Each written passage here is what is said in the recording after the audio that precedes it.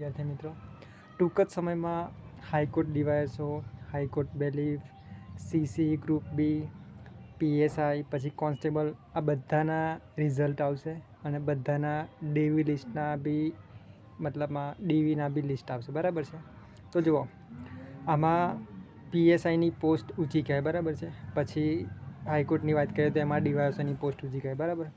તો જે વિદ્યાર્થી મિત્રો મતલબમાં કોન્સ્ટેબલ અને પીએસઆઈ બંનેમાં પાસ થાય એ વિદ્યાર્થી મિત્રો, પછી જે વિદ્યાર્થી મિત્રો બેલીફ અને ડીવાયએસમાં પાસ થાય, અને જે વિદ્યાર્થી મિત્રો ગ્રુપ એમાં અને ગ્રુપ બીમાં બંનેમાં પાસ થાય, તો એવા જે બધા કોમન ઉમેદવારો છે, અને અમુક એવા પણ વિદ્યાર્થીઓ છે કે હાઈકોર્ટમાં બી પાસ થયા હોય, મતલબમાં થશે, પછી પીએસઆઈ એલઆરડીમાં બી પાસ થશે, અને થોડા ઘણા વિદ્યાર્થીઓ એવા પણ હશે કે આ બધી પરીક્ષાઓમાં પાસ થશે. બરાબર છે. નો ડાઉટ અમુક ફેલ થશે, પણ અમુક હોશિયાર જે વિદ્યાર્થીઓ હોય એ બધામાં મતલબમાં સારો સ્કોર કરશે તો બધામાં પાસ થશે. બરાબર છે. તો જુઓ, આમાં મારે તમને એ જ રિક્વેસ્ટ કરવી છે કે તમને જે ઊંચી પોસ્ટ મળતી હોય અથવા સારી પોસ્ટ તમને જે ગમતી હોય ને એમાં તમે માત્ર ડીવી કરાવજો. અને જે બાકીની નીચેની પોસ્ટ હોય ને, ધારો કે હું એક્ઝામ્પલ આપું કે તમને પીએસઆઈની જોબ ગમે છે. બરાબર છે. અને તમે હાઈકોર્ટમાં બી પાસ છો, મતલબ બેલીફમાં, પછી એલઆરડીમાં બી પાસ છો અને પીએસઆઈમાં પાસ છો. બરાબર.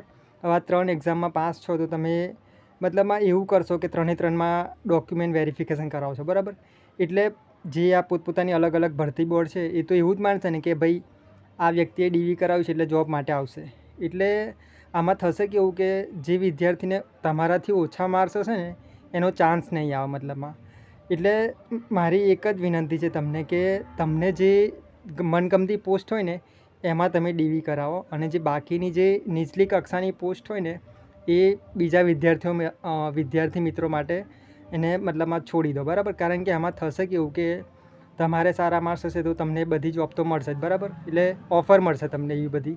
તો તમારે તમારી મનગમતી પોસ્ટમાં માત્ર ડીવી કરવાનું અને બાકીની છોડી દેવાની. તો શું થશે કે જે બીજા વિદ્યાર્થી મિત્રો મતલબમાં તમારાથી ઓછા માર્ક્સ જે વિદ્યાર્થી મિત્રોને છે ને એને ચાન્સ આવશે. પછી આમાં થશે કે એવું કે જો તમે 3માં ડીવી કરાવ્યું. બરાબર છે. તો જે ઓછા માર્ક્સવાળા વિદ્યાર્થી હશે ને એને ચાન્સ જ નહીં મળે ડીવી માટેનો. એટલે આખરે થશે શું કે તમે 3માં ડીવી કર્યું, હવે જોબ તો તમે એક જ લેવાના તમારી મનગમતી. એટલે જે 2 જગ્યા પર જોબ ખાલી રહીને એ પછી ખાલી જ રહેશે પોસ્ટ. અને અમુક ભરતીમાં કેવું હોય છે કે વેઇટિંગ લિસ્ટ હોતું નથી. બરાબર છે. તો આ લોકો શું કરશે કે જે ખાલી જગ્યા રહેશે ને એ પછી ખાલી જ રહેશે અને નવી ભરતીમાં એડ કરશે. બરાબર. એ જગ્યા તો એનાથી તો સારી વસ્તુ છે કે આપણે માત્ર મનગમતી પોસ્ટ પર જ ડીવી કરાવીએ અને બાકીની જે બીજી નીચલી કક્ષાની જોબ છે ને એ બીજા મિત્રો માટે છોડી દઈએ. બરાબર છે. બસ મારે આટલું જ કહેવું હતું. અને બીજી એક વસ્તુ કે ઘણા બધા મિત્રો શું કહેવાય કે એલઆરડી અને પીએસઆઈ આ બંને પરીક્ષાને લઈને ચર્ચાઓ કરતા હોય છે. તો આપણે એક ટેલિગ્રામ ગ્રુપ બનાવેલું છે. બરાબર છે.